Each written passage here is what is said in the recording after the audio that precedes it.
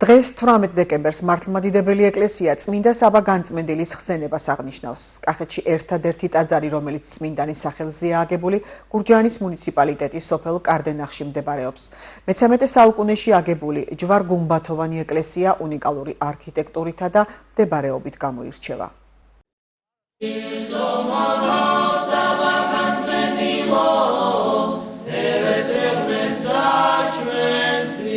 ეს კახეთში ერთადერთი ტაძარია, რომელიც საბა განწმენდელის სახელზეა აგებული. იგი კარდენახში სოფლიდან დაახლოებით 2 კილომეტრის დაშორებით მდებარეობს. სამონასტრო კომპლექსი სამი წმინდანის, წმინდა ნიკოლოზის, ბარბარესა და წმინდა საბას სახელობის ეკლესიებს აერთიანებს. გადმოცემის თანახმად ეს სამონასტრო კომპლექსი საბა განწმენდელის გარდაცვალების შემდეგ მისმა მოწაფეებმა ააგეს. მე-6 საუკუნეში ჯერ წმინდა ნიკოლოზის ტაძარი აუგიათ, მე-13 საუკუნეში კი წმინდა საბას სახელობის დიდგუმბათოვანი ეკლესია. იგი ძირითადად აგურით აშენებული, გარედან კი მთლიანად შირიმითაა მოპირკეთებული. ისტორიკოსების გადმოცემით სამონასტრო ცხოვრება აქ მე-20 საუკუნის დასაწყისამდე იყო.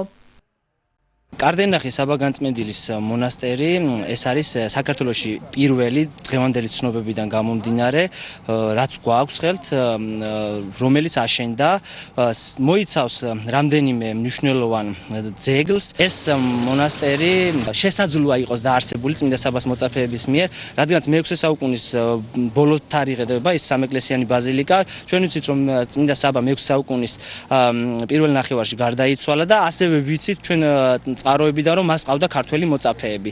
ამიტომ არ არის გამორიცხული, რომ ასე იყოს, რომ მის მოწაფეებს დაეარსებინოს აქ მონასტერი, მაგრამ პირდაპირ მტკიცებულება ამის, რომ მათ დაარსეს, ჩვენ არ გვაგვაჩნია. საბაწმინდის ეკლესიაში სადღესასწაულო წირვა ტაძრის წინამძღვარმა მამა ამირანმა აღავლინა. მან მრევლი დალოცა და წმინდანის ღვაწლზე ისაუბრა. წმინდა საბა განწმენდელი მართლმადიდებელი ეკლესიის სიწმინდის დასაცავად იბრძოდა. იგი იყო ლავრებისა და მონასტრების დამაარსებელი. წმინდანის სახელთანაა დაკავშირებული არაერთი სასწაულის აღსრულებაც. წმინდა საბა განწმენდელი 94 წლის ასაკში აღესრულა. მისი უხრწნელი სხეული პალესტინაშია დაბრძანებული.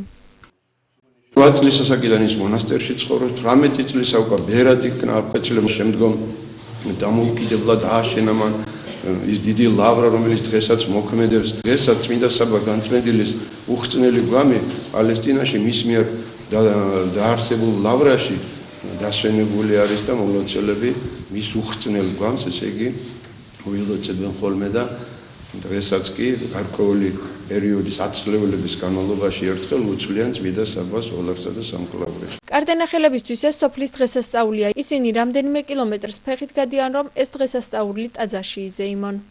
გარდა იმისა, რომ იყო ძალიან დიდი მეცენატი და აგებდა მონასტრებს და ახდენდა სასწაულებს, იყო მკურნალიც. წმინდა საბა განწმენდილის ეკლესიის დღესასწაული არის სრულიად საქართველოს და ყველას საბაწმინდის მრევლს ყველას უსურვებ, რომ წმინდა საბა იყოს მათი მფარველი. დღეს როგორც არასდროს ჭირდება ჩვენს ქვეყანას რწმენა უფლისა.